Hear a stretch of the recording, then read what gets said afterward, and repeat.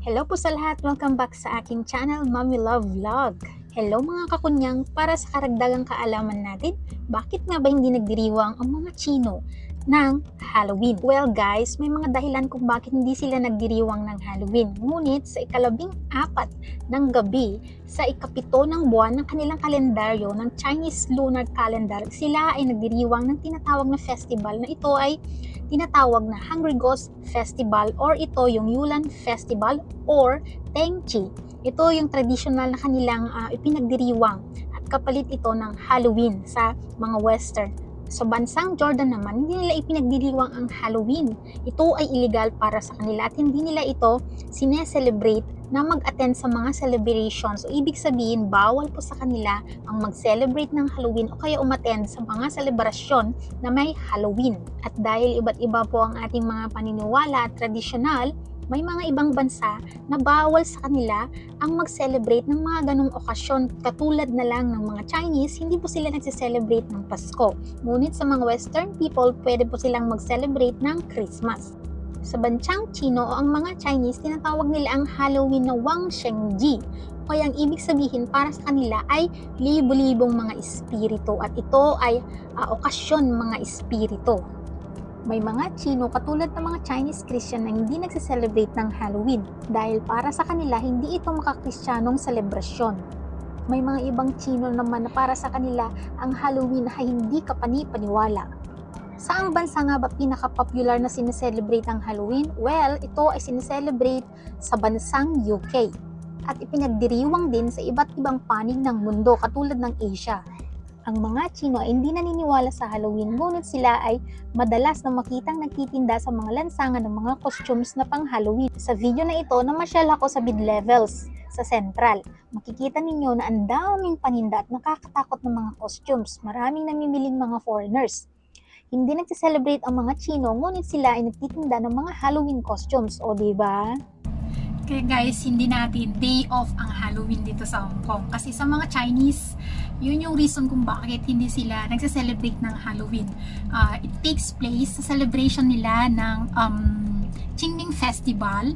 Yun yung pagdalaw nila sa mga ancestors at namatayan nila sa sementeryo at yung festival nila sa April. Yun po yung holiday natin na Qingming Festival.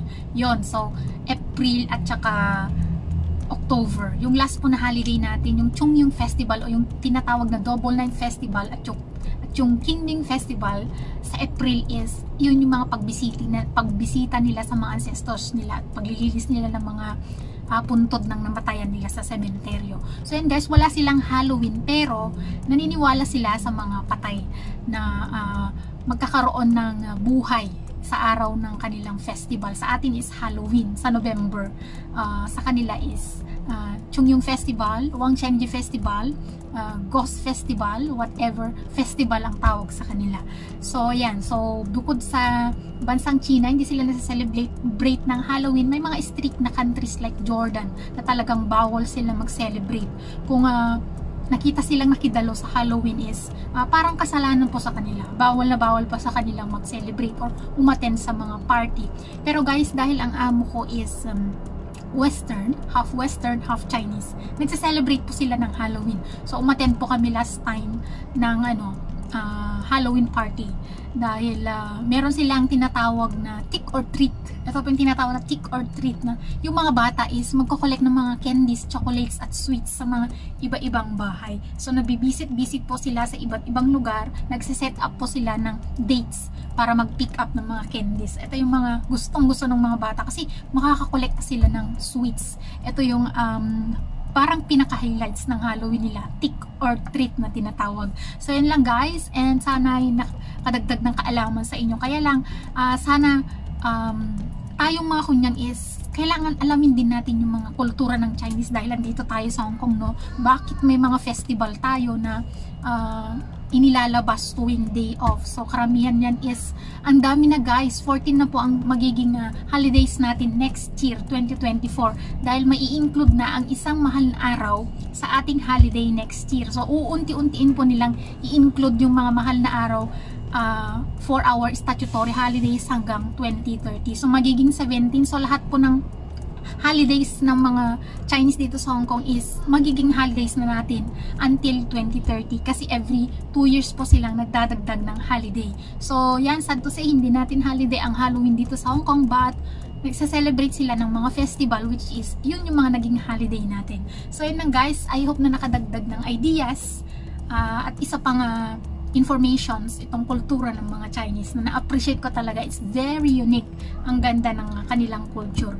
And yun lang, and thank you for watching, and yes, give me a thumbs up, comment sa aking comment section below, and subscribe to my channel.